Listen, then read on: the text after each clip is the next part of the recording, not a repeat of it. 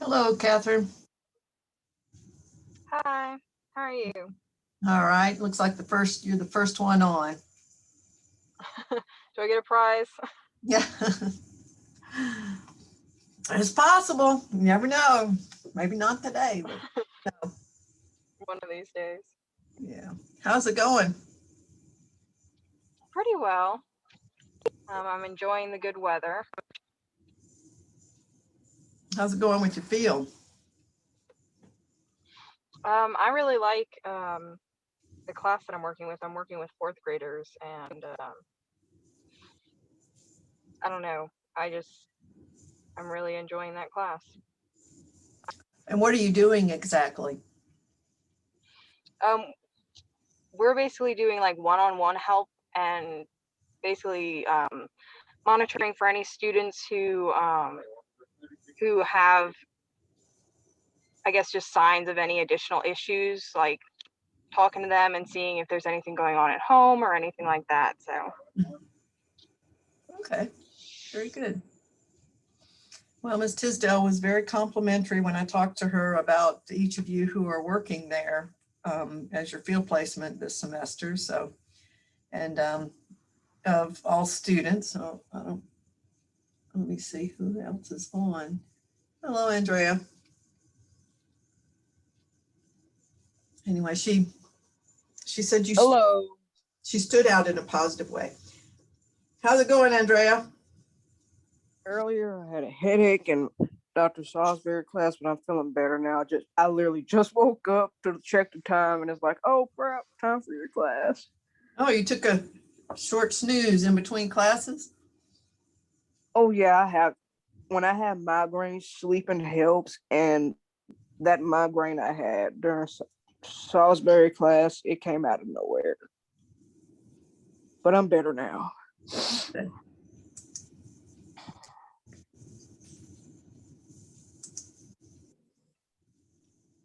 All righty. But anyway, Catherine, that was for you. She said you stood out. well, I always appreciate compliments, so I'll take it. Especially from someone who is a supervisor in any capacity, whether it's, working for free as your field placement, which is required for the degree, of course, or someone who's paid as a supervisor. That's good information. Yeah. All right.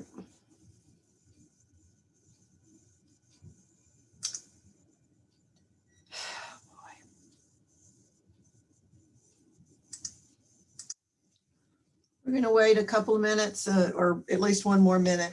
Everyone be sure to type your name in and out. I've just discovered, I won't be repeating this after I tell y'all this while we're waiting everybody to join us.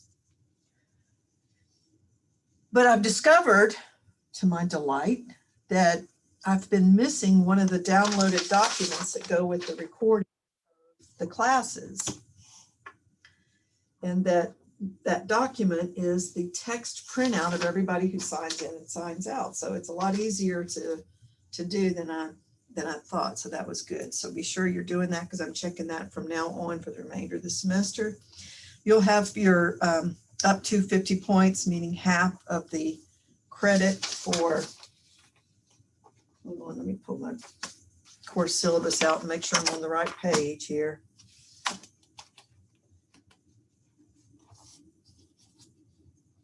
Yeah.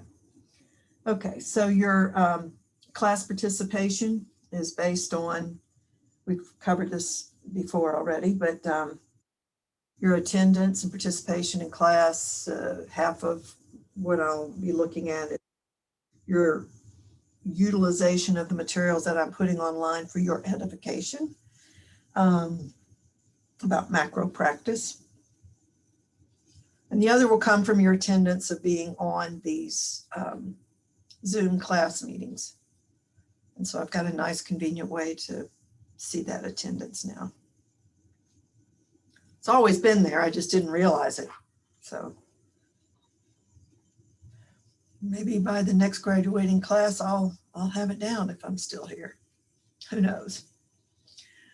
All right.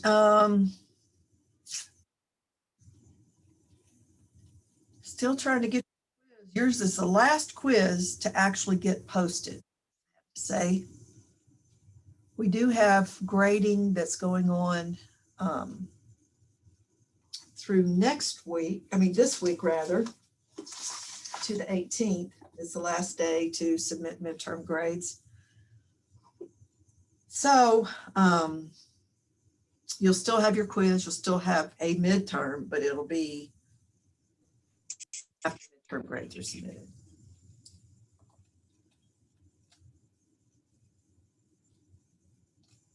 Okay.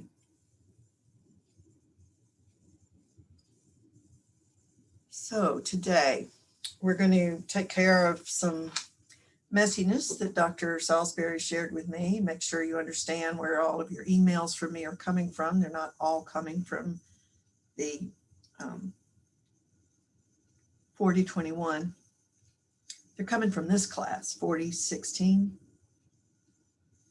Also, so that you're clear on who your agency supervisor is. We'll talk a little bit about that. And we'll talk about your assignments. Also, the problems I've had with the account log on for SurveyMonkey. I worked on that some this weekend and tried again today in between classes, and ended up having to consult with somebody who's got to get back to me about my subscription, which it says I don't have.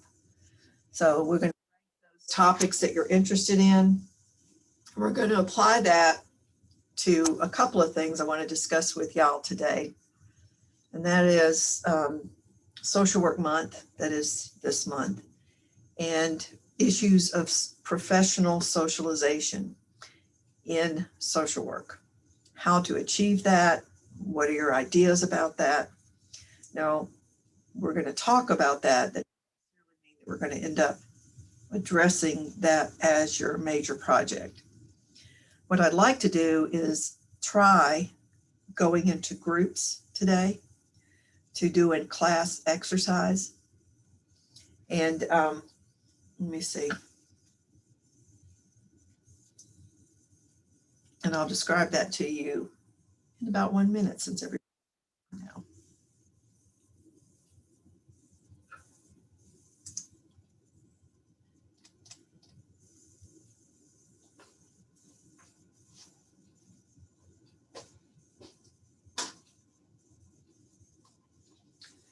All right, so let me share my screen.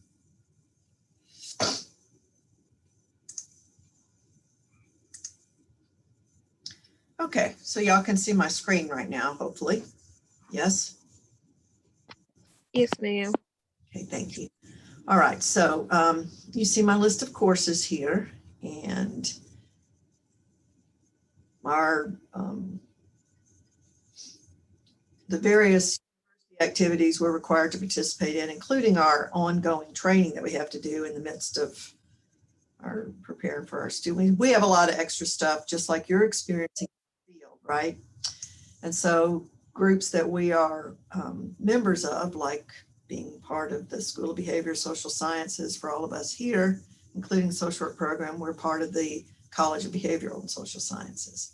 And I'm also a member of this university curriculum committee that reviews proposals for new courses, new degrees, et cetera, and then also faculty senate. So I'm doing those activities.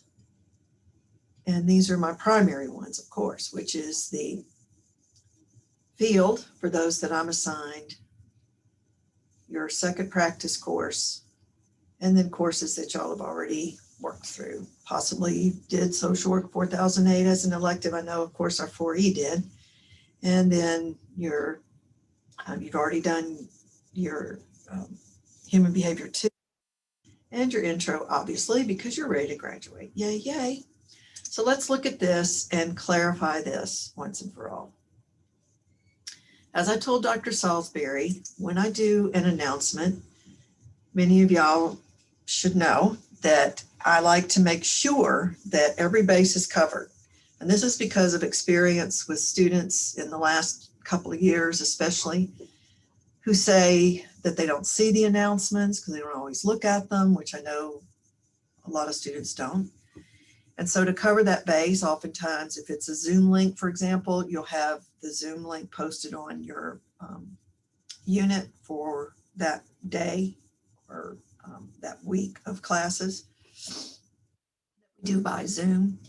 And then I'll send it through quick mail. Quick mail is email sent to everybody at one time.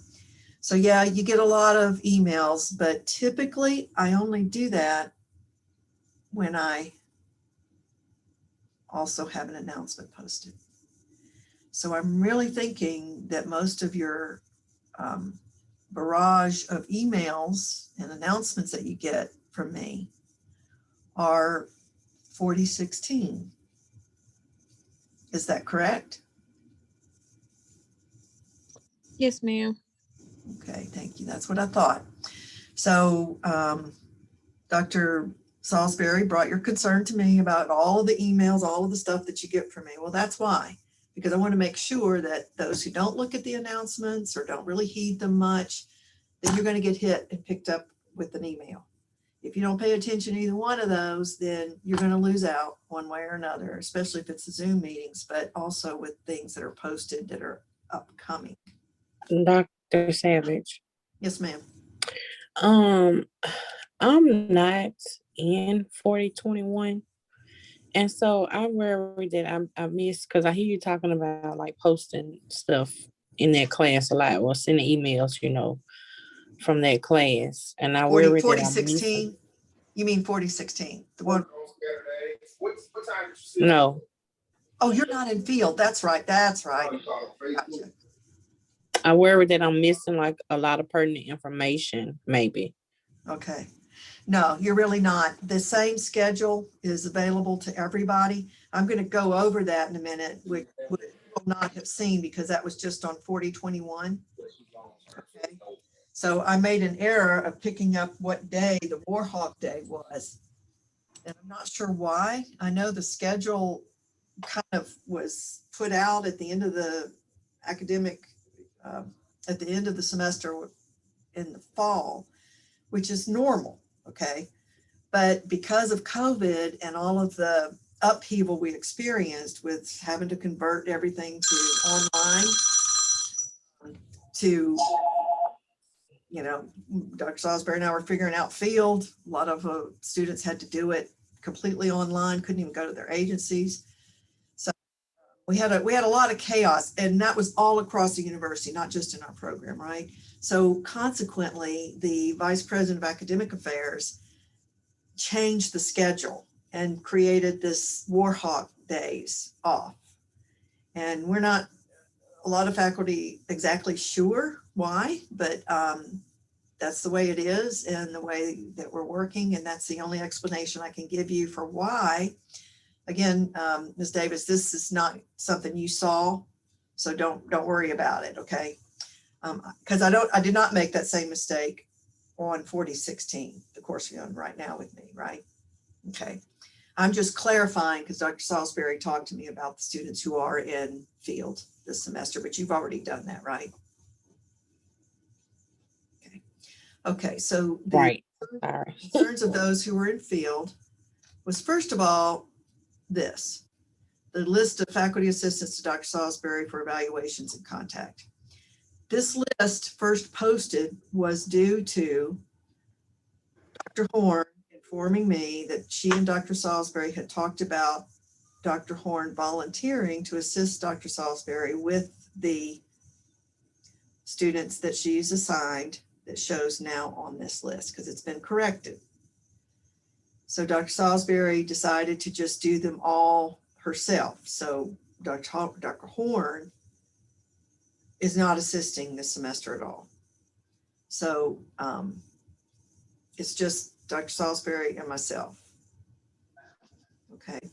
And then Ms. Black, for those of y'all who are in 4E, and for Leah Havard, of course, you're not 4E, but Ms. Black is agreed to take on your midterm and final evaluations. So what you see here is correct. And you'll also note that it disappeared. I think I just deleted it. Where'd it go? Oh no, yeah, there it is.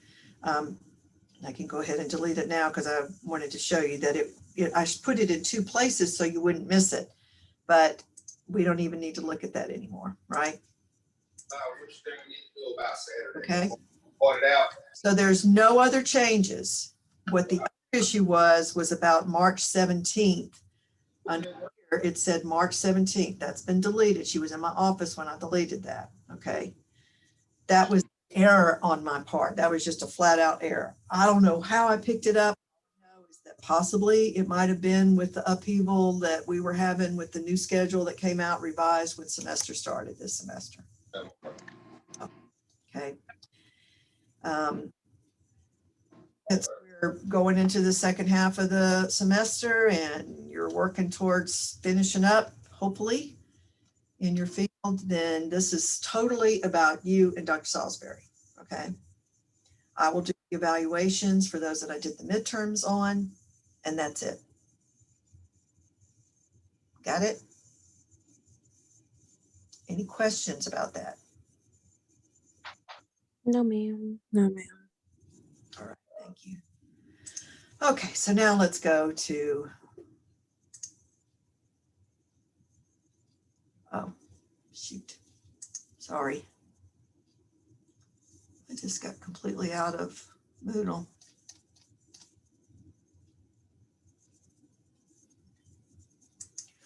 Okay, Miss Davis, now it's all everybody. Everything applies to everybody now. So we're back on our course. Go.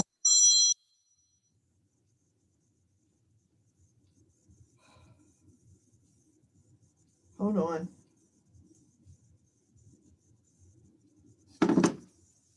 Okay, it's on silent. Okay, let's take stock of where we are, okay? Where we are is where I always end up, and that is running to try to catch up on things that I put on your course outline that I want to try to stay on top of. And I always get behind. And what do I always tell you, those of y'all who've been through multiple classes with me now? What do I tell you and what is my practice? Because I want to hear it from you. You ought to have it down pat by now. You got us if you don't do what you're supposed to do. It doesn't affect us. Whatever you are expected to do on the course outline, if you don't have the material to do it when it is posted or at all, being late is one thing, but not posted at all, you're not responsible. You're only responsible for what you have actually been given material to use and learn and apply to assignments, quizzes, etc. I always operate that way. And when it gets down to the end, I'm not going to overburden you, especially when you're in field, with any additional work at the last minute. I'm doing my very best to try to make sure that the assignment that you need to do in group is going to be completable in probably a couple of weeks. That's what happens every time I've taught this course. When it doesn't matter if I give it early or I give it late, or, if I give them, a whole month to do it, 4 weeks, they still do it in the last 2 weeks. So I'm going to do my best to accommodate those of y'all who like to do it early. There's always 1 or 2 in every class, yes, but the majority tend not to work on it until the very end. And I don't know if that's because field that most of you who are in, except for Miss Davis this semester, is for reasons of her coming back to complete the degree, to complete the course rather, that she needed to get to her degree. I'm sorry, Miss Davis. I'm just trying to walk all around that and not sound bad. I just wanted to make sure that everybody understands, which I hope, everyone does. So, okay, it's a good thing. It's a real good thing. Miss Davis is back with us to finish up and come back and finish her degree with us. We're real happy about that. So anyhow, so I want you to know that those things are being worked on. I'm hoping that with all of the other quizzes being completed in my other classes I just showed you, that I'll be able to emphasize and catch up on and dedicate the time to keeping y'all caught up now, okay? So I want to also point out a couple of things here. Here's an extra credit opportunity. This is the UN, Social Work Day at the UN, the United Nations. They've been doing this for 37 years, but only those students who are able to travel up there or who are at universities in New York, nobody can make these except those special people, you know, who go to those elite colleges up there. So this is a unique opportunity. It really is for you to see what this is all about. And if you are even the slightest interested in international social work, you may want to take advantage of this extra credit. And I've also given you 15 points, which is a lot for an extra credit opportunity for me usually. Usually could do 5 to 10 somewhere in there. But in any case, I intend to check it out because I want to know what it's all about and see what happens when they do these UN days. And also want to inform you that there are actually opportunities to work overseas in various settings. So for example, if you happen to be a military veteran or you are actively military or National Guard, you might could, I don't know about National Guard. Catherine, you might could, or somebody can inform me about that. I think, who else is a member of National Guard or active military in our class? Anybody? Catherine, you are, I know, right? Yes, ma'am. Okay. So I think you may be the only one. Is that right? As far as I'm aware, I think I am. I think you are too. Well, in any case, whenever you decide to not be part of National Guard, then you may be interested in doing Department of Defense. We were talking a little bit about her field placement and the work she's doing with fourth grade. And you may be interested in that, in doing school social work with Department of Defense as a school counselor. You would then go anywhere in the world, or you could be like a temp worker. There's an organization, I need to look that up for y'all here, that we always see at our national conferences, especially at Council of Social Work Education and NASW, that seeks social workers who are interested in working overseas for periods of up to 6 months. So the one I remember looking at, never followed through on it. I had kids by that time. So the temporary work like that, where you go and work 6 months in a place that was interesting to me, was in Great Britain, because their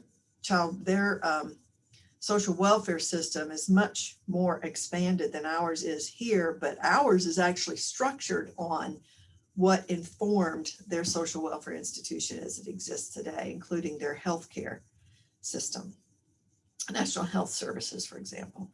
So that one always appealed to me, because to see those, two differences in that history would just be fascinating to me, because, well, that's what I'm interested in. But there are other places that you can work. I know in Dubai, there are military bases where you can also work Department of Defense. And let me check myself. I believe there are still bases there. This has been some time ago. But you know what? That wasn't even a base. That was a private company. It was Exxon. And they hired physicians and other professionals to work in their employee programs. So social workers were able to go there, as well as physicians and nurses and lab techs and all kinds of people to staff those healthcare provisions that they provided in those in that business in Dubai. But I think there are bases there where you might could do Department of Defense as well. I don't know.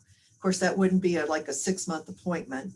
But I'm going to look for that temporary foreign appointments.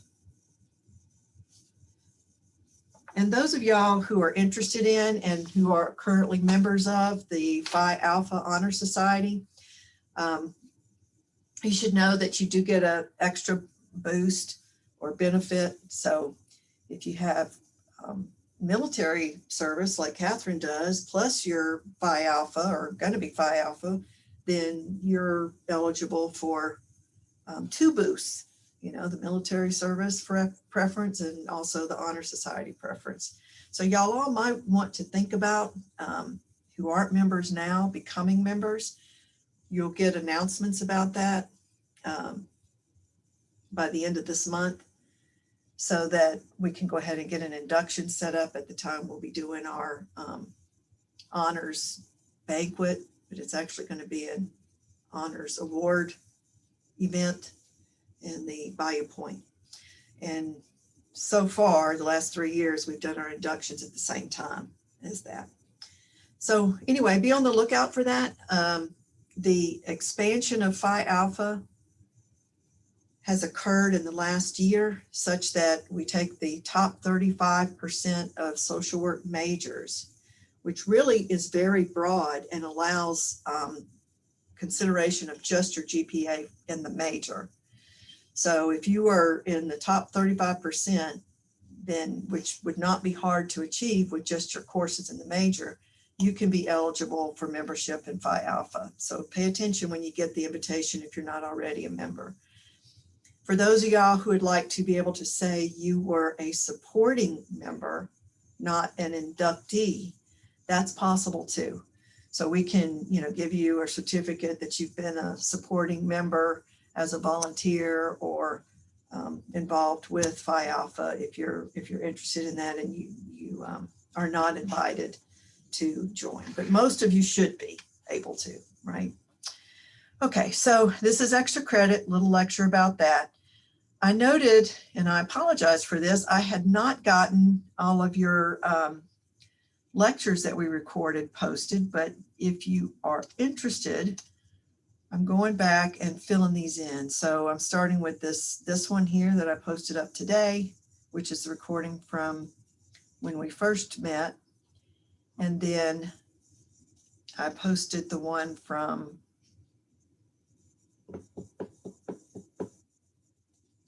where is it? I downloaded the one from the 8th.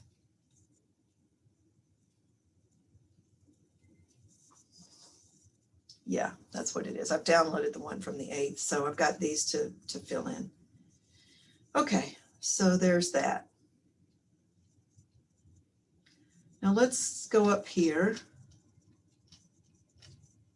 Oh, there it is, from Monday, March 8th. Okay. So, oh, I didn't pull this up here. Okay. So what we're going to do today is we're going to, I'm looking at some other things I want to put up here for you that'll appeal to your topics that you're interested in that I want you to rank in order of importance that'll determine how you'll go into groups to do a group class project. You also have this professional journal posted for you. And then supplemental resources, just things that are interesting for you. Okay, hopefully. Like the Guide to Emergency Powers. Emergency powers have been talked about to create a national emergency that President Trump was encouraged to do and to invoke the National Defense Act, which allows him to require companies to engage in a certain activity and to do so without cost to the general welfare. In other words, not charging the government. That didn't happen, however, with the vaccine development. Even though encouraged and pushed, it was more of a push and promise for payment for all the vaccines if they were able to get them done. And that was not just in the United States, it was also in Great Britain. The same thing was done there. So, you know, capitalism worked in that case. All right. And we didn't have to do the National Defense Act to make that happen or necessarily engage the National Emergency Act. Okay. All right. So what we're going to do today then, oh wait, I'm sorry.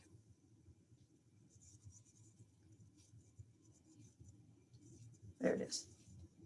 Okay, you see, I've been working on this for a while here.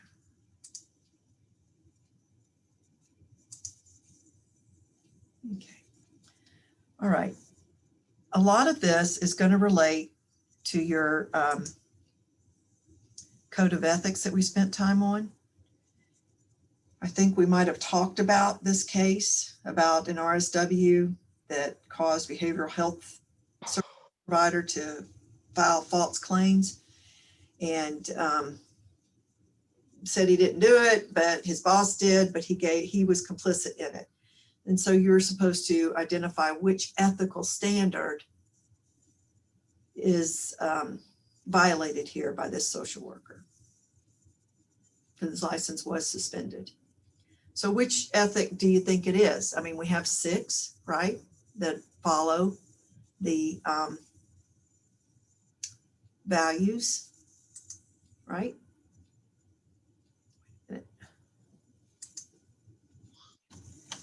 Is it commitment to clients?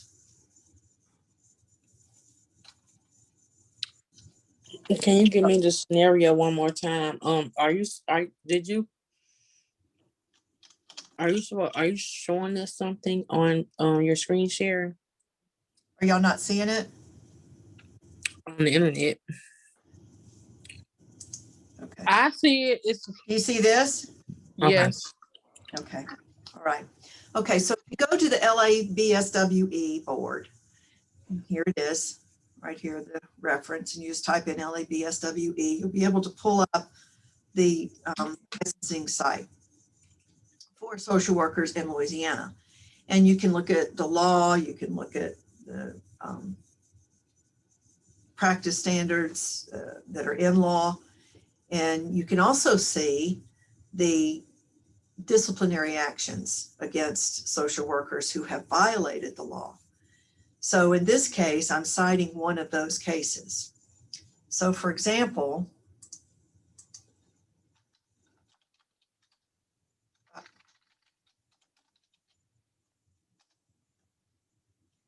can never remember if they're, you don't have to worry about logging in, though I could, but I'm not going to take the time to look up my password. So here's disciplinary action. Do you see that? With my little purple hand pointing at it.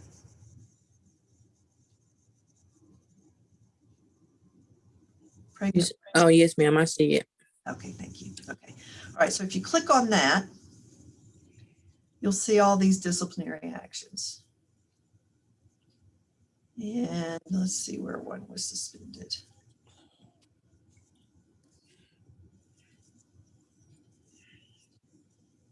It's one of these that I pulled up, and I can't remember which one because I didn't cite it.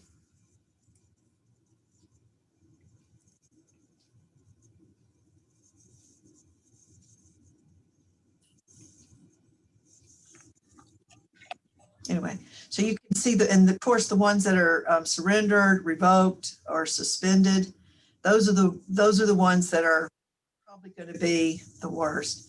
Here's one that's interesting. This little symbol right here shows the document, and there are different types of documents that you'll see. Here is the complaint that came before the board. Let's see, sometimes they'll have it down at the end, the disposition. In this case, you can read about it, and it tells you that this person, license number 10091 in 2017,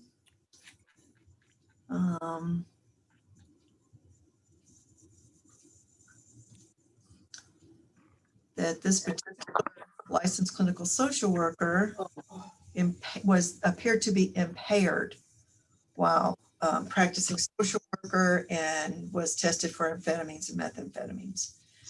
So Oh, wow. because, pardon me? I just said, oh, wow. So she's on the job high, basically. So they bring witnesses in to talk about it, and they sanction her, basically. And so what do? They draw up, what the conclusions were they actually happening? Unrebutted witness testimony by Ms. Aaron. So she didn't deny it.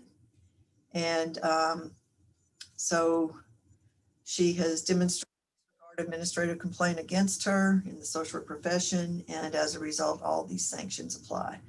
And I encourage you to read through one of these. We won't take the time to do it this minute, but you can read through and see that the charges is not just loss of your license or revocation where you can't get it back, or suspension where you might can get it back if you do some repair, some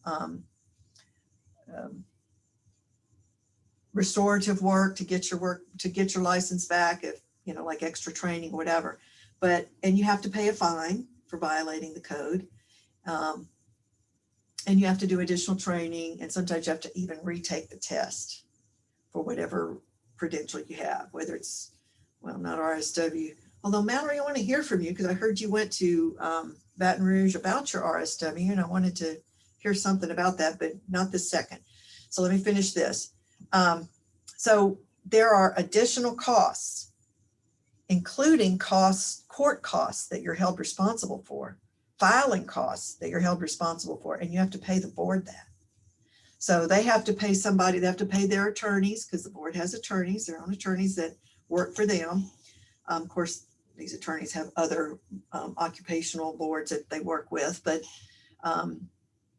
for our organization, they have to investigate the case, and there are costs involved in that. So you have to pay all of that. And I can attest, having been disciplined by our board for being almost 30 days past my renewal date, I not only got fined, which would have been around $200, and then, you know, update my application and do training, but I ended up paying almost $600 by the time the whole thing was said and done, because I was 30 days late on renewing my license. And Louisiana doesn't play. They say, I know, because I got licensed in 3 states, active licensors. And so they send you a notice now. They didn't always do this. They started doing it probably around 2014 or 15. They'll send you what do you call it? When you get those, you have to sign for the mail. What is that called? Oh shit, I lost my train of thought. Certified mail. Certified letter. Certified mail, that's it, certified. I kept thinking confidential, starts with a C. What is it, Jenny? Okay, thank you, ladies. Certified mail, Certified. send it to you by certified mail, and you have to sign for it that says your license has been suspended due to this violation.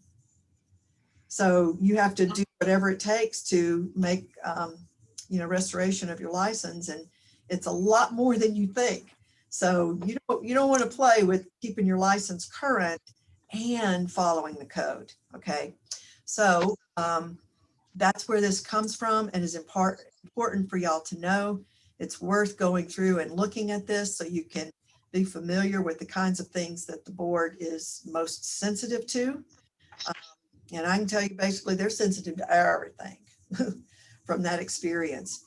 Not only that, but they report you to the National Health Services database of professionals who are licensed occupations like licensed clinical social workers, because that's the register for mental health providers. You get sent to that too, and that becomes a mark against you as well. So you better believe I've been staying on my stuff with my licensure in all states till I really do finally retire once and for all. Then I can do retired status, but you still have to do your continuing ed hours if you do retired status. But I love my profession, so I'll probably do that till I die. So anyhow,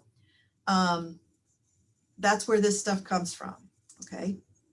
So if we look at the code, we're looking at the standards, and there's you should be looking at this now with me, right?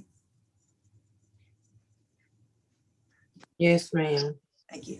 All right, so you have the ethical responsibilities to clients. Remember, it's the one of the 6 standards. Ethical standards of practice, remember, or ethical practice standards is what this one is all about. So number 1 has the most items in it, because clients are who we most focus on. Even in macro practice, we're still about what ultimately benefits people who receive social welfare services. Government, what are the other two areas where social services exist? Whether it's government, voluntary nonprofit, or corporate for-profit, right? Those three areas. So that's the totality of the social welfare institution. So our responsibility to clients is important, and first and foremost when we're doing direct face-to-face practice with them. So all of these then are what you would be considering in answering this item. See how we're walking back to the test, the quiz, so you know to look at these standards, because that's what the questions will relate to, is the standards. We want to see by the time you get to field that you've learned enough about the code that you understand that all of those values, service, social justice, dignity and worth of the human, etc., that all of them are best evidence that you've mastered when you know the standards, the practice standards, how to work in an ethical way. Okay, so that's why these questions will relate to that. So we would look at all of these. So this question asks you about a scenario that's straight from the disciplinary action, LABSWE, that I just showed you.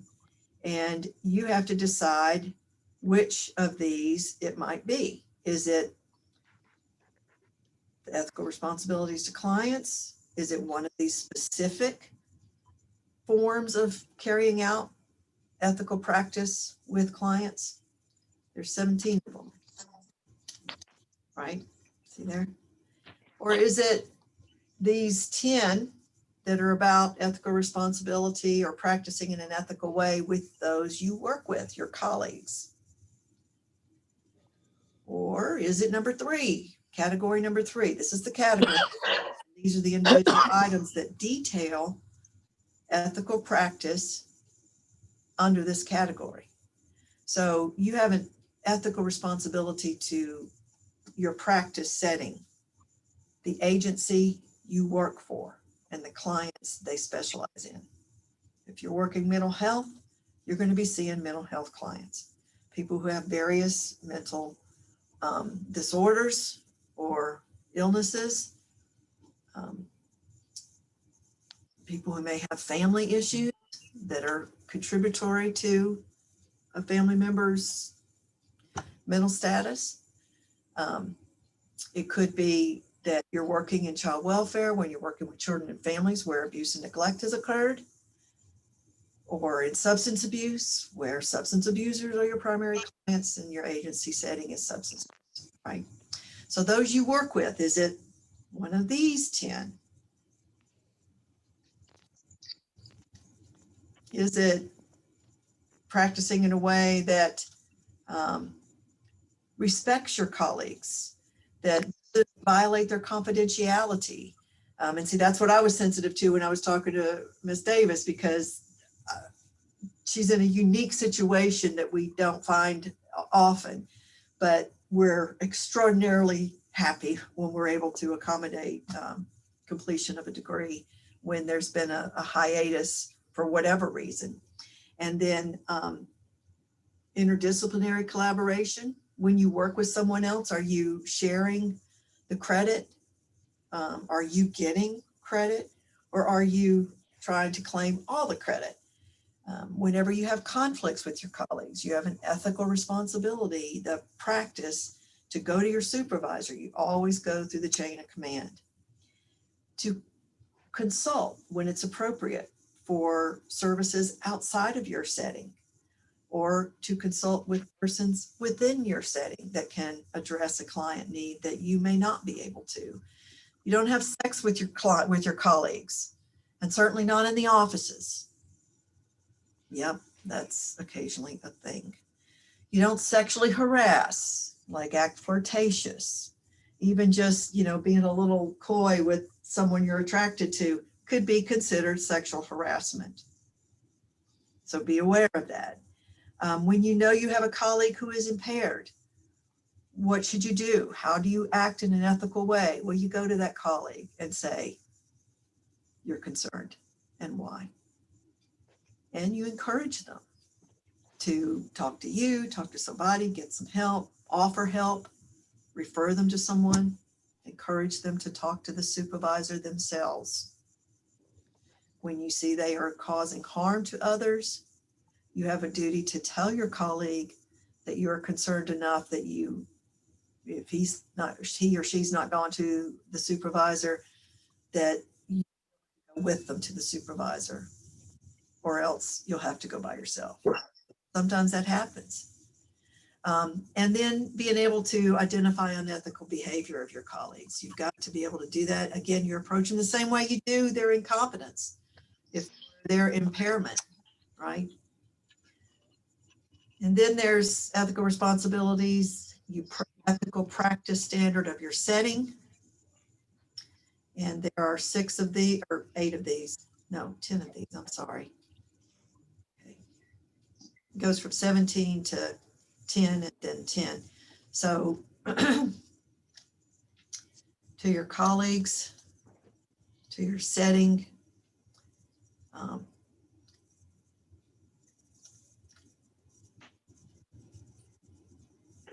okay, I was talking about number 2. So here's to the practice setting. The practice setting is how you interact with supervision in your administration, basically in terms of your own supervision and your consultation practices, maintaining your education and training requirements, not only for licensure, but for also your agency setting, how you engage in program evaluation, or even just your own, in this case, it's saying performance evaluation, but sometimes your performance evaluation is part of an agency overall program evaluation. How you maintain your records following agency policy is what all of these relate to. Here's billing. Kind of sounds like that question I was asking you about, transferring a client, administration, continuing ed, commitment to your employer, and labor management disputes. We don't often get into unions, but there is a movement, it has been for some time, to establish association of social workers with the Service Employees Industrial Union, SEIU. More perhaps on that another time. We have no known to me obligations for membership in unions. Some states like Minnesota, I think it is, might have been Michigan, had unions that their government employees could voluntarily participate in. And then number 4, we have a commitment to ethical way, just as professionals. And we do that by not discriminating, being careful of our private conduct, be seen out in public, acting foolish or being part of something that is counter to our values as a profession. And here's a quick question. What if you had a social worker who, had done great work, but kind of got caught up in, various websites, got caught up a little bit in the dark web even during the Trump era, and found him or herself at the Capitol on January 6th and engaged in the violence that occurred. Didn't just protest, but actually came armed. All that good work stuff will go out the window, kinda, because that day would have showed me who you really are. And I feel like as a social worker, stuff like that, like if you don't do that behind closed doors, like not where in the public, There you go. You That's help right, Ms. so many Burks. people. But if you don't do your dirt and do all this stuff, do it at your house, not in the public. That's exactly right.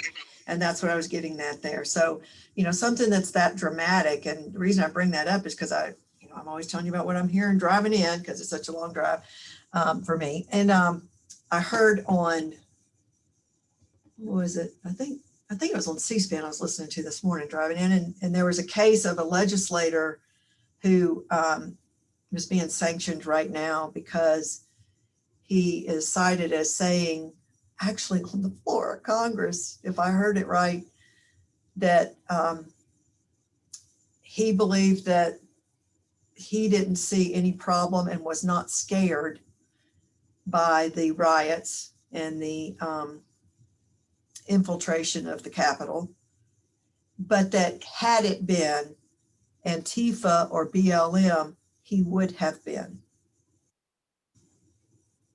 What do you think about that? He said that. Yeah, on the floor of Oh. Congress. Yeah. I mean, well, so it's not too many conclusions you can draw from it. Which would be what, Ms. Davis? I mean, you're clearly, I'm going to use the word prejudice. Uh-huh. And I'll use the word racist. Race. That's exactly what he is.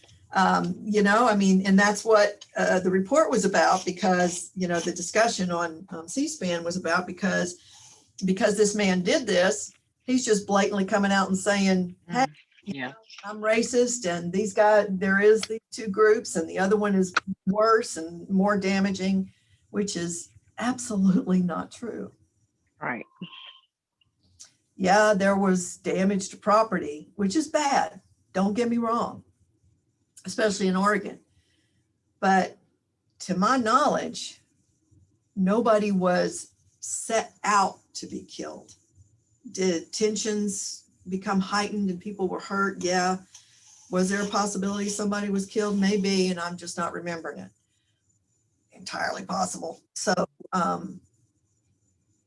nonetheless, BLM in particular, perhaps Antifa, but Antifa and maybe an initial BLM movement that is the expression of just utter frustration, like the ongoing police misconduct and overuse of violence in St. Louis that's still going on. That was actually reported on 60 Minutes last night. Any case, yeah, so your private conduct needs to be private and should not be in public in ways that show that you are not adhering to your code or what our profession is really all about. And so that'd be like a doctor you go to and you thought he wasn't racist, and maybe you're, you know, you don't have to be black, you could be Asian. They're getting a lot of discrimination now because of the quote unquote Chinese virus, right? Because it's been labeled that way, it has become stigmatized, and therefore a lot of Asian people, no matter their origin, country of origin, are being discriminated against, and sometimes in very violent and abusive ways.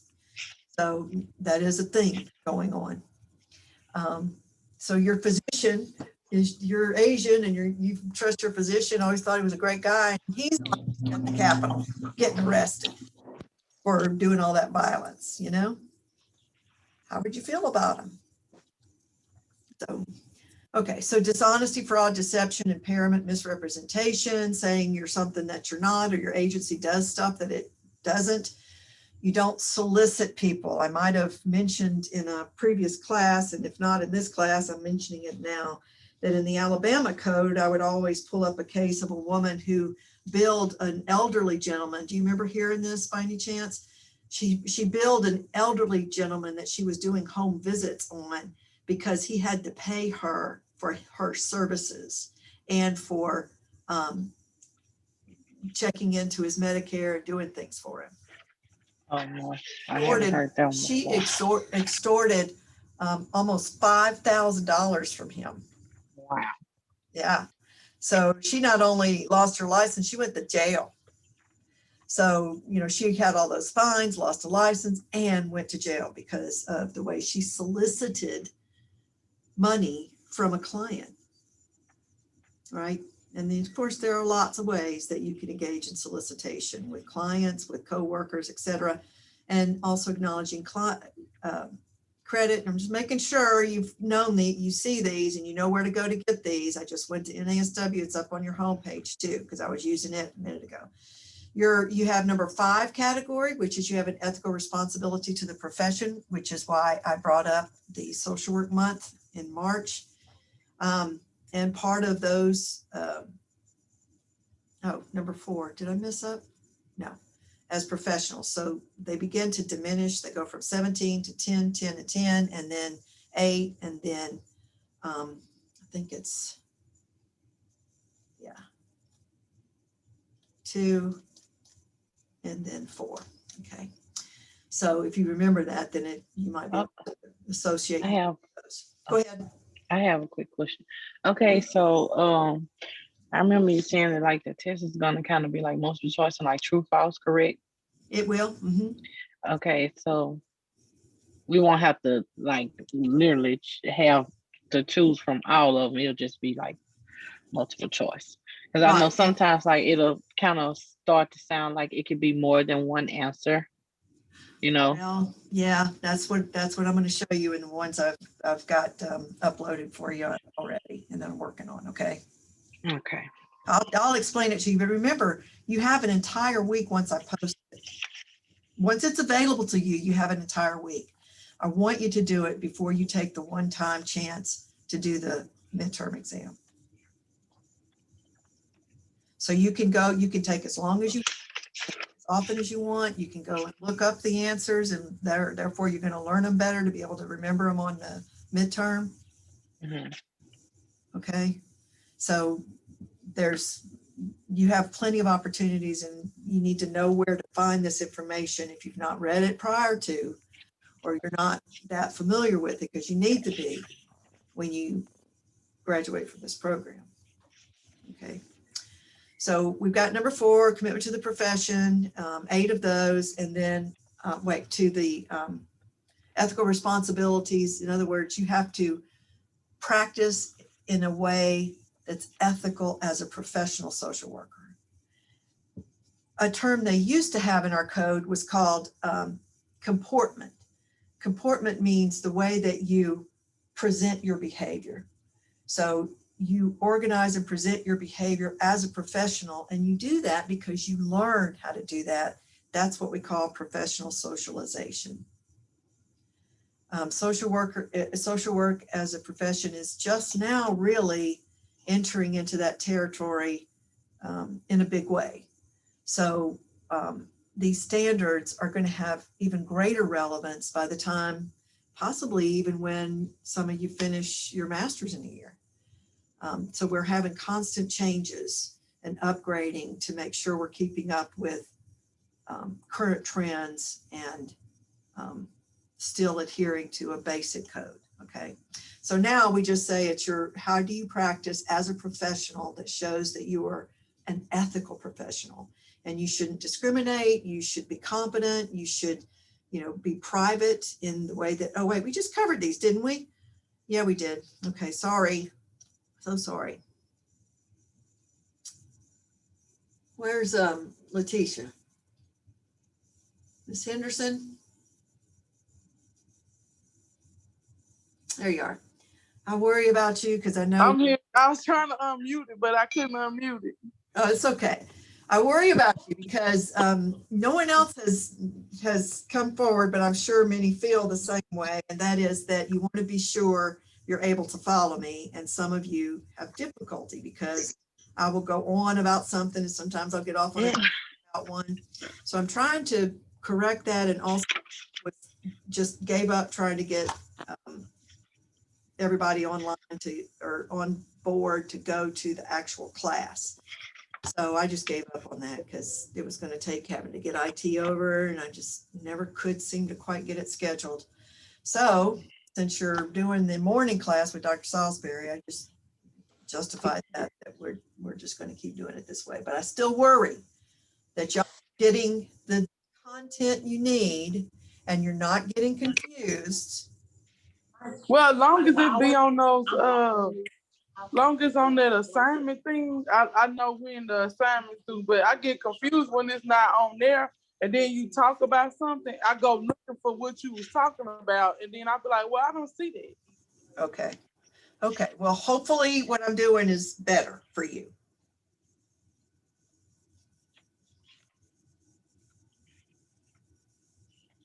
Yes? No? Yes.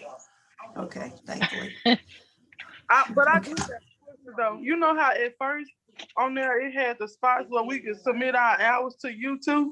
Mhm. Why haven't it been on there? Wait, what? No, You you know, did hours to me. on the other one, Oh, 421? yeah. The only thing I put up there were those two things about, I've already covered that, but you only, just know that you only report stuff to Dr. Salisbury. There's a lot of confusion about how we were going to share and things, transitioning, et cetera. With Dr. Salisbury going over full-time with the president's office. So at the end of the semester, but that's the end of the semester. And I'm not even going to touch that course anymore. Okay. I'll be contacting you individually for those that I will do the final evaluation on. And that's the only time I'll have contact with you. Everything goes to Dr. Salisbury, except if you're assigned to me for your midterm and your final evaluations. Okay. Does that help? Okay. From now on, don't even worry about anything to do with me if you're not assigned to me, and you're not, Letitia. Okay, so I'm just going through these. Don't want to mess you up. I just backed up and got off track because we're almost done. So here you are, ethical. You have an ethical practice standard for upholding the profession at large. In every occupation, every profession does this. And if they have internal problems, we go to our boards, we go to our organizations, we go to our academics to work these things out, right? So part of the things that we, in order to carry out this ethical practice standard of commitment to the profession, is advancing the profession. So we want to make sure that it has integrity, that it has evidence. That's what evaluation and research is all about, is building evidence for practice. Practice with integrity, practice that does no harm, practice that shows it can do some good and what that good can be specifically, okay? Not just random good, okay? So you just have those two. Number 5 just has those two. And then number 6, the category, broader responsibilities. You have to practice in a way that also include recognition of your responsibility of care for the broader society. And this is where this course in macro practice really comes in. This one relates most to it. And that is that even when you're working individually with people directly, face to face, and maybe you never intend to go into politics or do anything big or work with policy, you never know when you are going to be called to, at the very least in your career, acknowledge the statement of the National Association of Social Workers or the Council of Social Work Education in regard to a practice method or a protest of a policy that's created in a state legislature or on the federal level, right? So you may be called on that, or to stand up to something we see as discriminatory, such as the treatment of migrants under Trump in some pretty harsh ways. We stood up for that as social workers because that was seen as bordering on inhumane treatment. And particularly when it came to children, immigrant children who were separated from parents, that we still have 500 to 600 somewhere in there that we don't even know who their parents are, can't find them, no records, they just got summarily placed wherever a state had an opening and could take kids. That's inhumane. There's complete disconnection from whoever brought them over. In any case, so there may be things that will be experienced in your career where you are asked to recognize your responsibility and act in a way that you support equity, equality, justice, humane treatment, and dignity of treatment for individuals in our society and the way society in turn impacts us as well as our clients, right? So you need to be concerned about the social welfare institution. That doesn't just mean government laws, although government laws do impact not just government agencies like DCFS, for example, in Louisiana. It's not just child abuse investigation, foster care, adoption, case management, family preservation, support, etc. It's also welfare benefits like temporary assistance to needy families, right? There's also nursing home assistance involved with DCFS. So that's part of government social welfare services in DCFS in Louisiana. But that's only a government social welfare part. Remember the other part, voluntary, nonprofit. So there are tons of nonprofit organizations that are nothing but social service agencies, whether they're doing after school care or the myriad of services that are done in the West Monroe Community Center that several of y'all are placed at right now. And I heard about from Ms. Tisdale, your supervisor, your agency field supervisor. Or whether it's in a corporation where, and I don't think any of you may be in a corporation, I don't think you are, but if you worked for a private mental health facility or a private hospital, then you would be in a corporate environment that delivers social welfare services. So you need to know that about the social welfare institution. You have a responsibility to practice in a way where you, above all other professionals, become most knowledgeable about the social welfare institution at large. And so you have concern about it, right? Because that social welfare institution serves all of society. To participate publicly in issues that are important to improving society at large, to address and participate in national emergencies when your agency encourages you to, or if you volunteer for them, to be receptive if you're not personally impacted, for example, and you have the capacity to do that, to be involved. I know many of us who are up here at ULM in all disciplines, but certainly in social work, were highly involved in Hurricane Katrina as it impacted New Orleans and our entire state, actually. Nonprofit organization, American Red Cross and United Way, social workers were involved in all of that. And when the state agency created the State Farm facility for housing people who were homeless as a result of Hurricane Katrina in 2005, they stepped up. So we had all facets of the social welfare institution involved in that particular emergency. And then social and political action. We have an organization within NASW, like a subsection called PACE, and it's political action. I forget what the CE, it's not committee. It's called PACE, but it is our political action group, where you can just be a member to stay abreast of what's going on with legislation that impacts the social welfare institution and our society at large. So now, those are the categories. I'm scrolling back up of the ethical standards. Ethical standards are how we practice in an ethical way as social workers, okay? So now with that in mind, and if you're on your computer or on your phone, wherever, and you can do it, let's see, let's go to our course for a minute.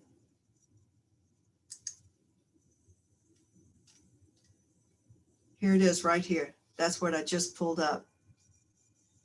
So if you can pull that up, you'll see exactly what I was showing you and going over.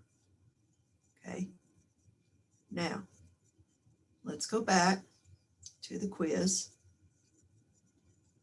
because I like to do test taking tips too before you take it usually. And since it's not yet ready for y'all to actually start working on, we have a, oh, sorry.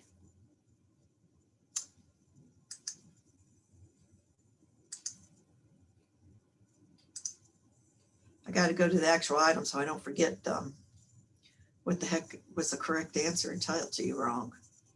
Okay. All right. So let's go back to this one. And here's the question. This is where we started out 40 minutes ago, I think. The RSW credential, registered social worker, is suspended because he knowingly caused behavioral health services providers to submit approximately, it tells you there, almost $200,000 in false and fraudulent claims to Medicaid. Government don't like that. They will fine you in addition to having you pay the money back. So you'll end up, depending on how grievous or repetitive it is, if it's a one-time thing, you might get lucky and just have a little slap on the wrist fine in addition to repayment of the total amount. And you can't go back and refile and say, but wait a minute, this one thing was okay. No, if you fraud, that's it. Medicaid says, oh, no. If you one charge on that one case was wrong, you're going to have to repay because we're going to look for fraud in any of your cases that you're filing for. So that's what they are thorough. I know from working with mental health facility in Alabama specifically that I kind of got involved in a little bit of that, not to help them work through some of those things with Medicaid review that I did. Okay. So your choices then. Which of the following ethical standards or practices did this RSW violate? Now remember, there are 6 categories in the ethical standards, right? So would it be program evaluation or performance evaluation?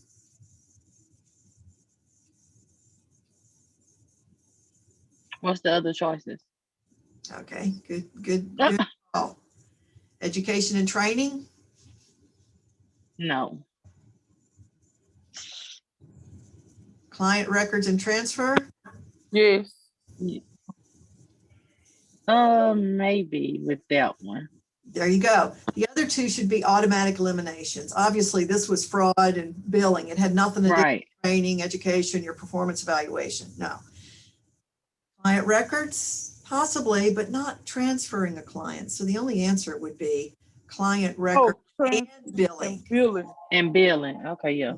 I was looking for something that was pertaining to billing. Okay, now that's just looking at that first standard.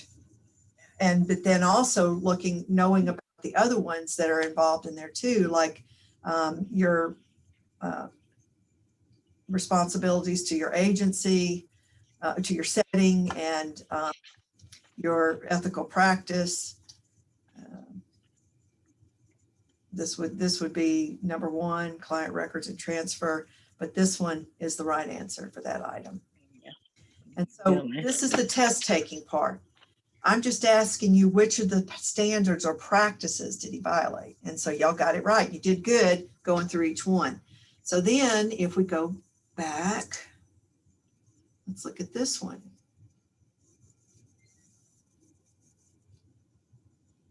Was it the one with the lady?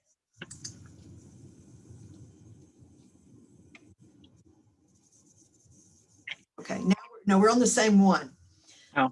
The same case. Now they're not going to, these 2 are not going to show up exactly side by side because I always click on that, rotate them every time you take it, they're going to be different order, right? Yeah. Okay, so in the case of that RSW who lost his credential due to fraudulent billing, what field of social work practice was he most likely employed in?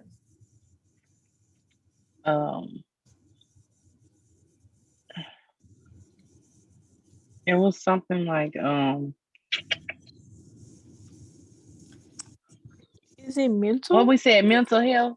Exactly, because look here, behavioral health services. So you got the answer in the STEM. This is called the STEM of a question for multiple choice. And that's exactly right. It's mental health. So there's only one answer there, but I've got one I thought.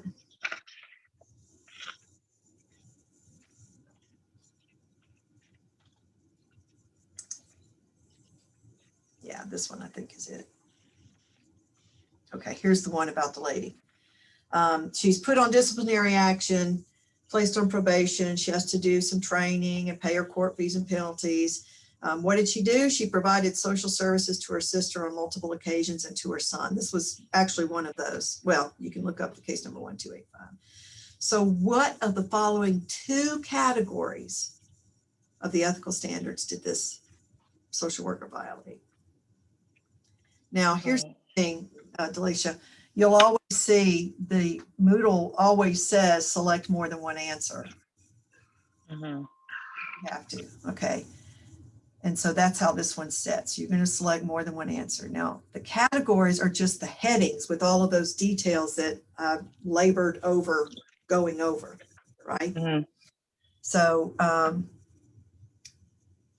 if we pull it up and we look at it again, that means you're only looking at, in your answer,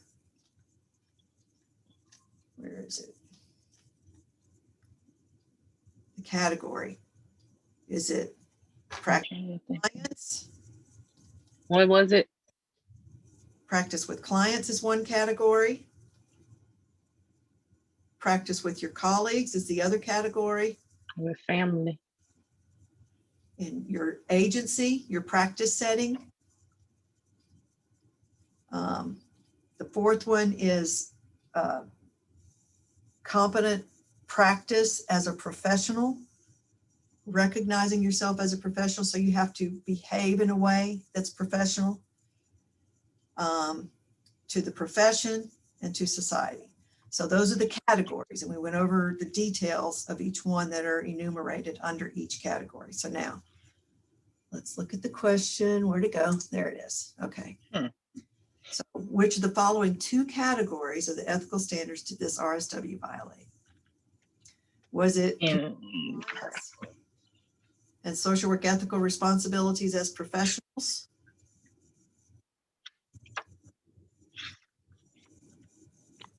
That's right, because you see, yeah, it is. Okay, what about, is it commitment to broader society and to the practice setting? No. Right.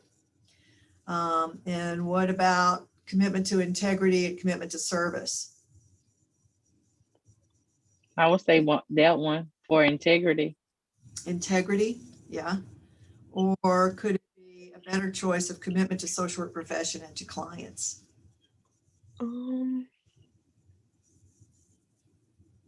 It's going to be this one. This throws you off. Okay. And you're looking for two categories. Okay. So these are two categories to be sure, but they're not the right categories. This is a right category. You got a responsibility as professionals. That's where competence falls. And then also to your client. And then down here is commitment to the profession. So not only as a professional, but to the social work profession, because when you act badly, it reflects on the rest of us. You know, everybody heard about that bad doctor, or on C-SPAN this morning before I was in the car listening to it the rest of the day or rest of the drive. Gentleman got on there and said, I do not trust doctors. I just don't trust them. I don't believe them. You know, I get my information from internet about the vaccine.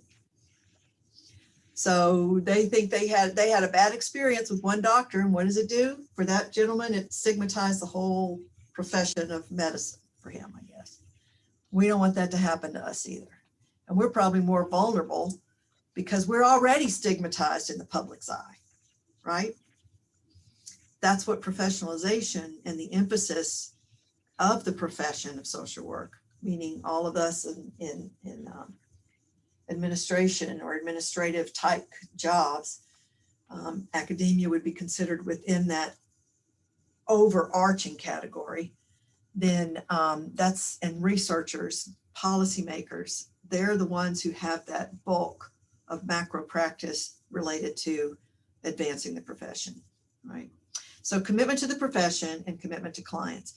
I encourage you to go back and read those lists again that I just went over, okay? And that covers the ones I can review with you right now.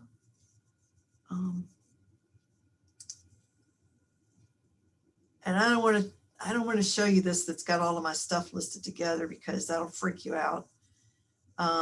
It is going to be multiple choice, true, false, but what the heck, I'll show it to you. So you had to do like analyze 4 methods of general social work practice and primary values, et cetera, and short answer, writing skills, et cetera. So I'm not going to do that. Main reason is because it doesn't benefit you if I can't detail and give you some good commentary for you to learn from. So better to let you do this and study by taking the test, the quiz over and over so that you master the content and therefore can do well on the midterm. Okay. Remember, I expect everybody to get all 50 points, right? When it's available to you, which it will be, and you can do. Okay. All right. Yes, ma'am. Okay, we're almost at 3 o'clock. That gives me just enough time. Okay, first of all, let's pause. I'll take a breath and Still good ask time. any questions.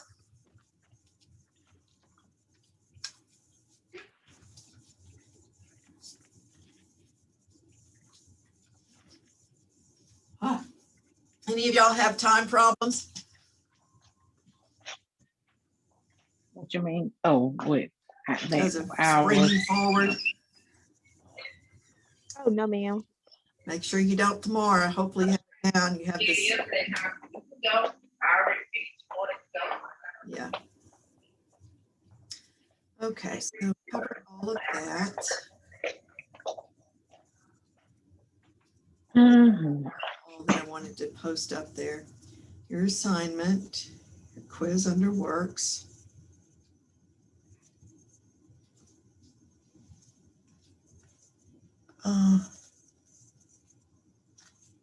Oh, here we go.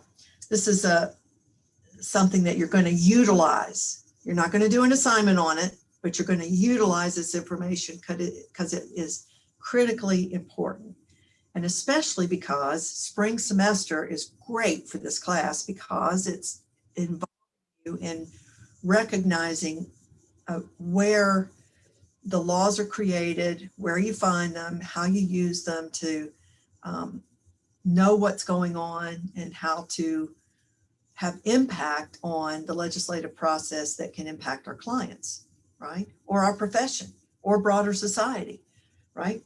So we're going to look at this for just a minute. And this is where I wanted to practice just a second. And then we won't take the course long after that because it'll probably take most of that, 30 minutes. So I want to introduce you to this if you've not been introduced to it before. And by the way, did I ask y'all about whether or not y'all had done genograms before? Genograms? You did ask. And the response was? No, ma'am. No. No one knows what a genogram is? Genogram? I don't remember if we've done one. Somebody knew, but I didn't. I thought so, and I thought it was you, Ms. Davis, so sorry. No, it wasn't me. Yeah. Oh, okay. I would have to see one to remember if I've done one. Okay. Yeah, I want to make sure you know about that because that's something we would expect that on an undergraduate level you have been exposed to. So, but that's another class. Okay. Right now we're going to end up on exploring pre-filed bills to the Louisiana legislature. The Louisiana legislature typically begins in March. Very rarely the end of February. Often it depends on when Mardi Gras is. And so that's why you tend to see it more in spring around, the dates vary. There's not like a set day. In some other states there typically is, like the first day of legislative session is the first day of the state budget calendar. I don't know. So what we're going to do is, let's go here, and I'm going to start from scratch.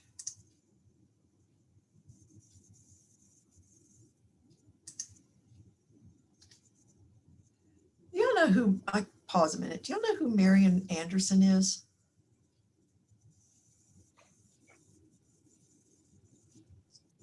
No, ma'am. She was a famous opera star, singer. She also sang gospel. And she was asked by President Roosevelt and his wife, Eleanor Roosevelt, primarily because of her international notoriety, to come to the Capitol and speak.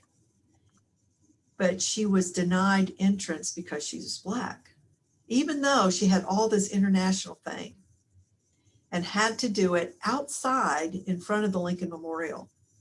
And, was this story about her is just really amazing, and is similar to, like, say, the story with, I was just stunned learning how many students in my 3005 class, and especially in 1001 class, but 3005, when you're, through all of that and have at least 90 hours behind you almost. So to not know more about American history is just really astounding. So anyway, that's why I was asking you that, because I got sidetracked looking at that. Anyway, so yeah, she's a great story. It's something you should all know about. Okay, so what we want to do is look at when the legislature is going to start. So let's go here. And we're going to see that right now on the Legislative Council calendar, we're looking here, and maybe the first time you're looking at it, you're not sure what you're looking at. Did some of you have this experience in your political science courses? Yes, ma'am. Oh, good. Okay, well then walk me through. Find the date that the legislative session begins.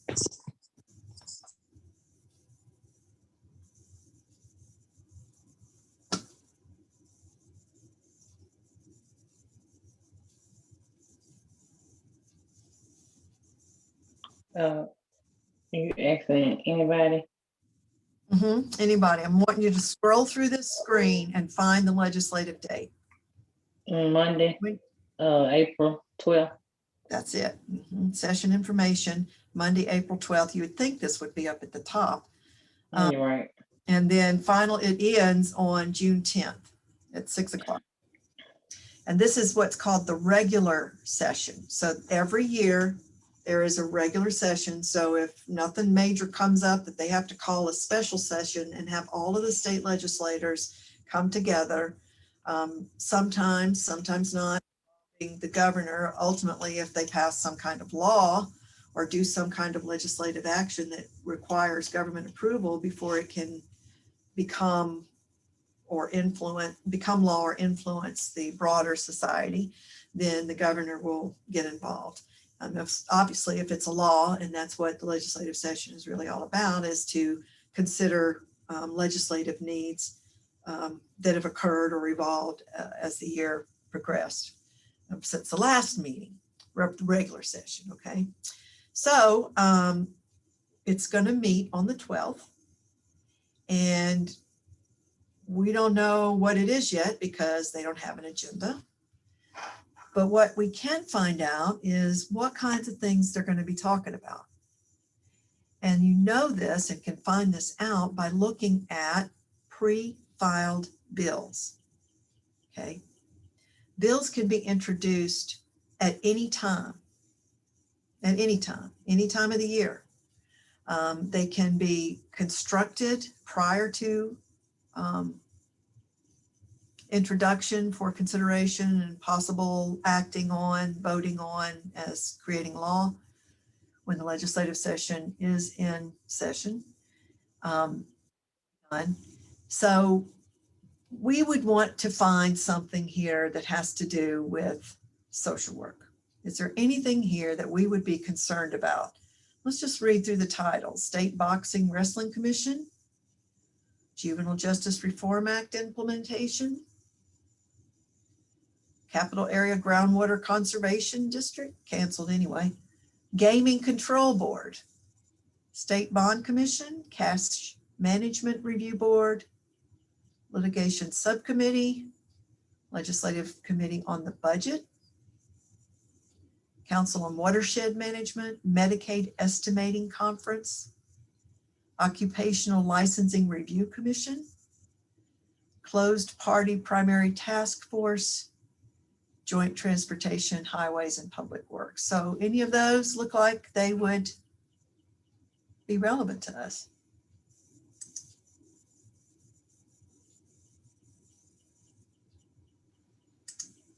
Oh, damn.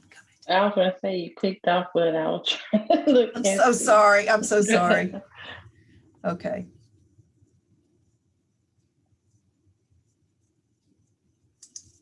Okay, here they are.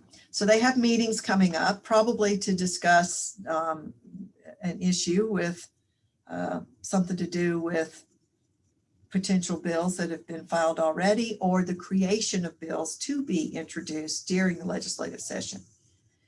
So what do you think? Let me unlock. Licensing review. Oh, that's exactly the one I looked at. We're the same mind, Alicia. So yeah, I pulled that one up to look at it. So if we were interested in this, let's see, meeting notices, we could look at the agenda to see what's going on there. And nothing there though. But let's go see if there are any pre-filed bills for this group. They're meeting. What are they meeting about? So let's go down here and look for a bill. There you go, House pre-filed, yeah. There you go. Okay. So we can scroll down and we're going to look for that occupation heading.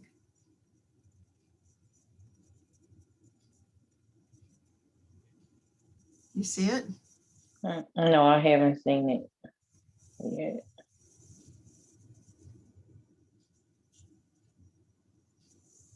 Here's one that would definitely apply to adoption, yeah. social work.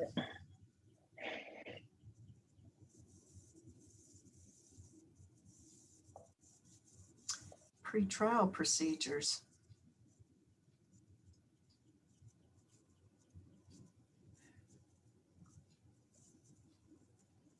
There's an easier way to do this. I just did it and pulled that. Mental health.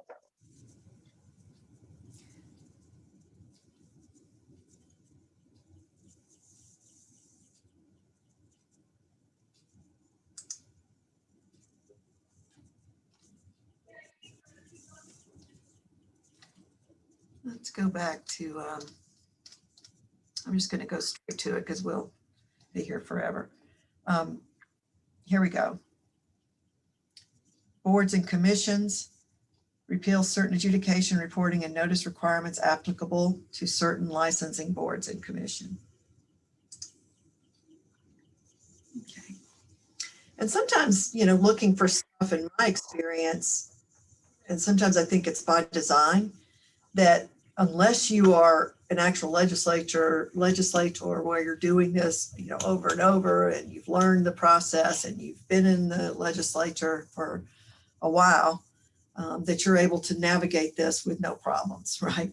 Sometimes I think it's deliberate so that we don't know, you know? Okay, so let's look at this HB 27. I already pulled this one up.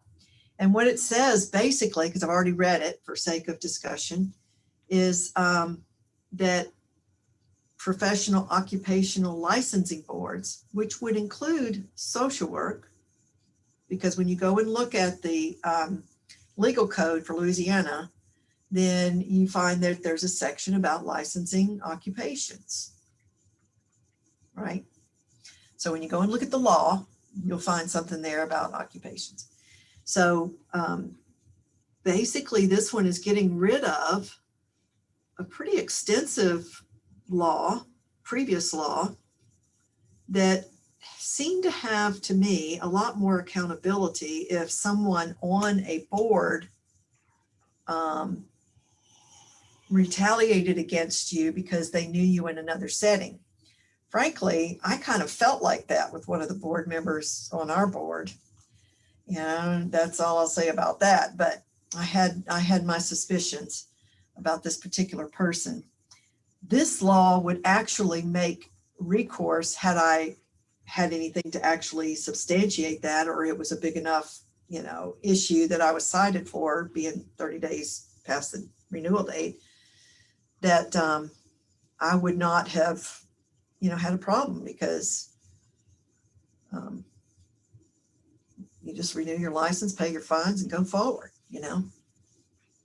But it was the first time I'd ever been sanctioned, the first time this particular person was on the board, who was known to be a stickler and to be pretty aggressive about having control of the profession on lots of different levels. But in any case, so I felt like it was kind of a, when I realized that that's where it kind of came from, that was somebody who was, asserting their weight, so to speak.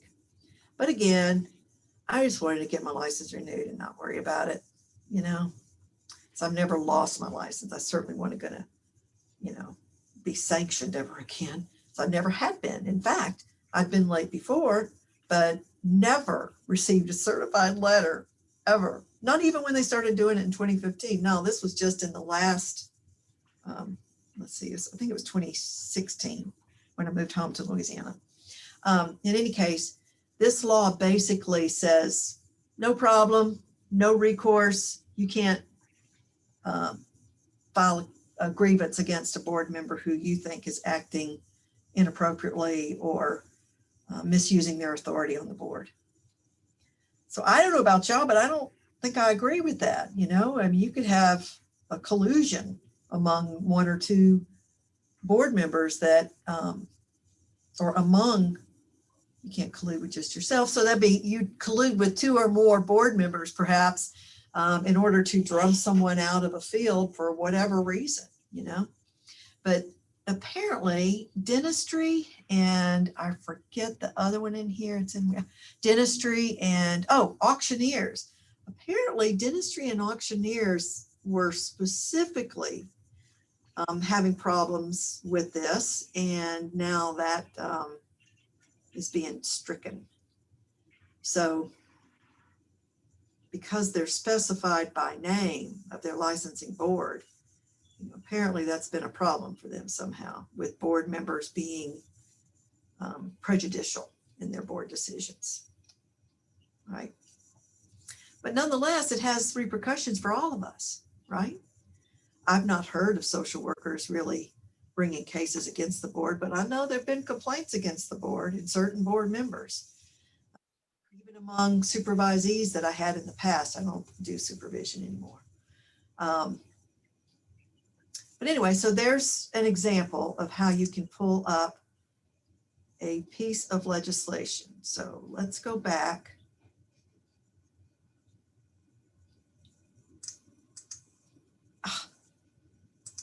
There we are. There we go. Let's go back here.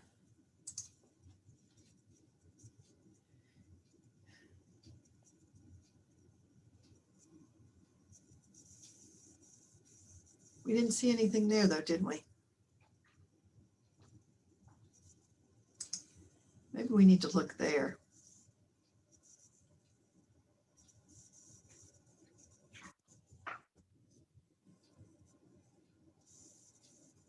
Okay, not that. Here's what I'd like to do in our remaining time. I want to, remember I told you I wanted to try out the groups, because we're gonna start doing those hopefully next week. So you can get those under tow. Now we do have next Tuesday or Monday, Trace Fleming Trice from Talladega University and Talladega College rather, in Talladega, Alabama. And she is going to talk to you about her experiences as a macro practitioner and about how to utilize the legislature to make significant changes in an area that you're practicing in and that you may be concerned about, or that you may be drawn in to assist. You never know, for a particular agency. So what I'd like to do is put y'all into groups and have you each find, we'll do four groups, and each of you have to find at least one area of committees and a pre-filed House or Senate bill. Oh wait, let's see about this. Maybe that's where I pulled it. Yeah, here you go. This is what you need right here. That's how I was able to find that HB 47 or 27. So this is what you need right here. And I thought I had connected that. Okay. Let's go back here.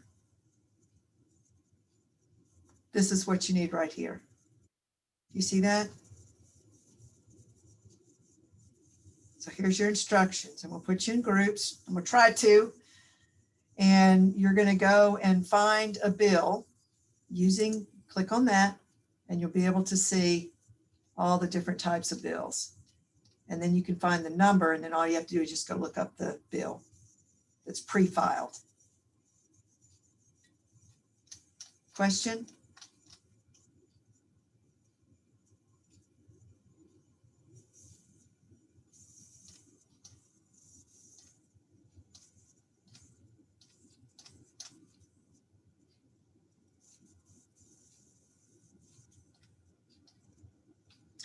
And because Ms. Davis, Delisha, you picked out occupations and professions, the meeting list, and that's what I did too. And then I saw this index, and that's how I found HB 27. So now I remember. Okay. So that's what you're going to do. Your group needs to look through this, scan through this, and see something that you think relates. I pointed out already that obviously adoption relates to us as social workers, right? But there may be some others that you see that you could relate to social workers and social worker agencies. So Okay. with this, is everybody gonna choose something like different? Like we have to let you know what it is and stuff like that. Yeah, well, just so find it's a not bill. to choose the same one. Well, ideally that would be the case, but because we only got 20 minutes left, based on what we agreed on, not taking breaks, right? So We have to do it right now. yeah, we're going to do it right now because I want to. Oh. I want to learn how to put you in groups. Okay. Have any of you done this before? No, ma'am. There we go. Somebody said they have. Who was that? That was me. I did it in my French class, but the professor, he put us in it. We didn't do it ourselves. Oh. We're just going to do 4, and it's going to assign you automatically. Okay. So let's see if it works. And yep, it sure did. There's room 1, room 2, room 3, room 4. So we have 4 groups. So we're going to open all rooms and let's see what happens.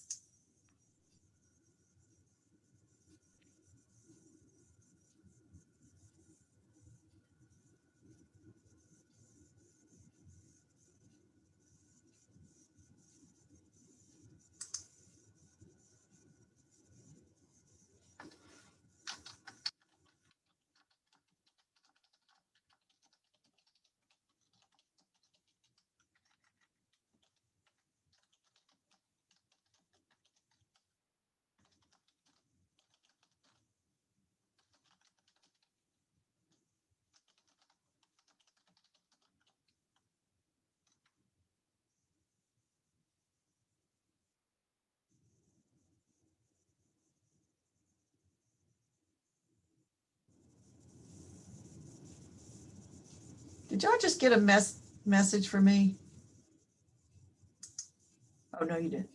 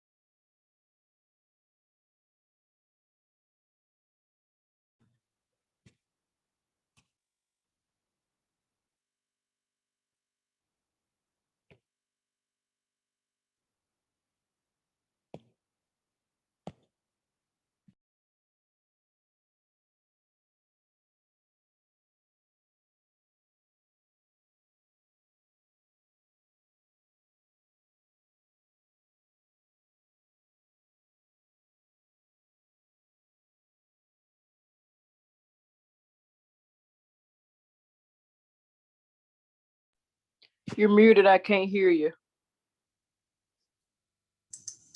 I was telling Delisha that we'll start with her group because I was helping them out. So I just put we'll look at it since I have it pulled up already. I'm sharing screen. Okay. You want me to share it? I got it pulled up still. Yeah, please. Mhm. Well, I wonder, can I hold on? Let me make sure. Okay. Hold on 1 second.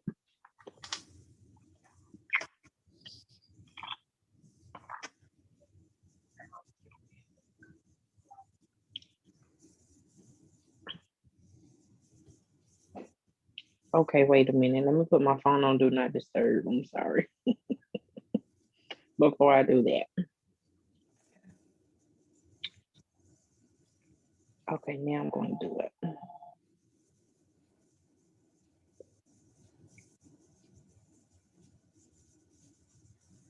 Okay, so Can you see it? yeah, I do. Okay.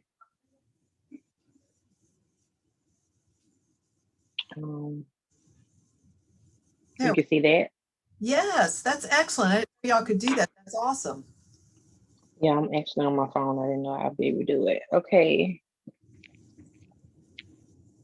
I was in the group with Gracie and Jordan. Okay. And we just chose the discrimination bill. It was HB 14, House Bill 14. And it's pertaining to like online content. It's prohibiting online content discrimination. Very good. There you go. Okay. And on the Let screen, somebody- it just, yeah. Go ahead. I was just saying on the screen, it just shows, what the act is and, all the Right. different sections and liabilities and stuff like that. Okay. Gonna stop now if I can. Okay. All right. Well, thank you. So someone else in group 2, and that was helpful. Thank you, Ms. Davis. So let me know who was in your group, because I don't know yet if the text will show me that when Jordan Bob. I got your group. Oh, okay. Oh. So somebody else go quickly.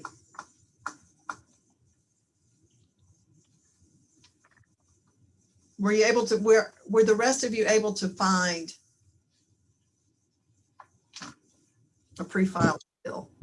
I was in group 4 and we were looking at, let me see what the actual, we were looking at under civil rights discrimination for race, gender, religion, political ideology. Is that the same one that she just said? Because I can pick a different one if it is. I believe so. Okay. Online? Yeah. Okay. Yeah. I see where it says online now. That's where I didn't. Yeah. Well, don't worry about picking another one. This was a learning activity for y'all, but mostly for me. Okay. So that's good. Okay. How about who were in your group again? Just in case I don't. It was Andrea and Miss Mills. Was that Yeah. right? Yeah, me. Okay. Okay. All right. Okay. Another group. We were group 1 and we were looking at Bill HB 37, which is for adoption. It provides for uniform post-placement functions associated with agency and adoptions and private adoptions, and it's to amend and reenact the Children's Code. Certain Excellent. articles in the Children's Code. That's good news to me. Okay. So who was in your group? Good job.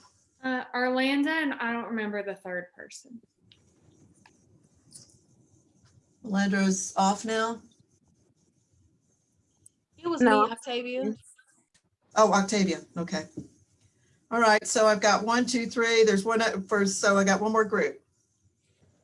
I was in group 2 and we were looking at, let me see where it was. We were looking at wages under labor and employment. And I'm not sure if we did it right or necessarily what we were doing, but Miss Henderson was in my group, Alondra and Diamond. Wait a minute. I thought Alondra was in group with Octavia. That was Orlando.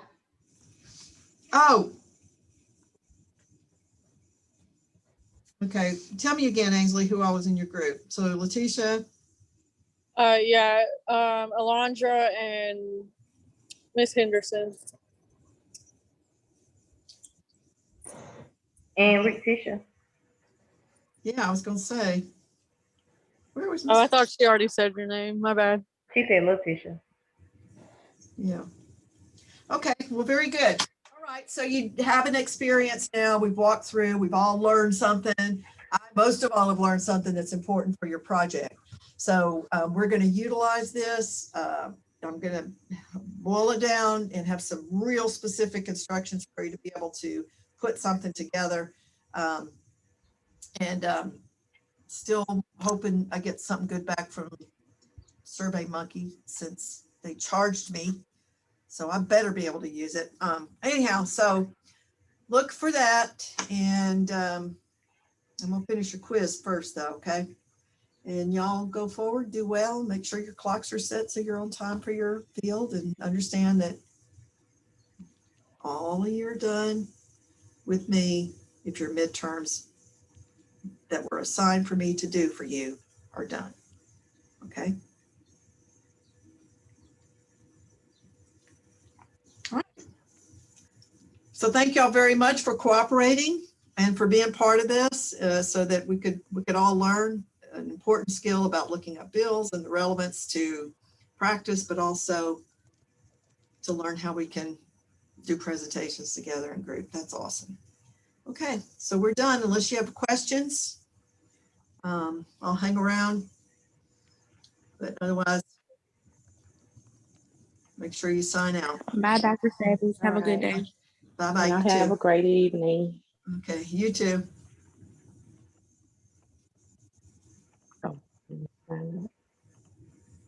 I'm gonna catch up on my sleep I missed this morning. I'm telling you, I'm struggling. Mm-hmm. Okay. Same Bye. here. Have a good evening.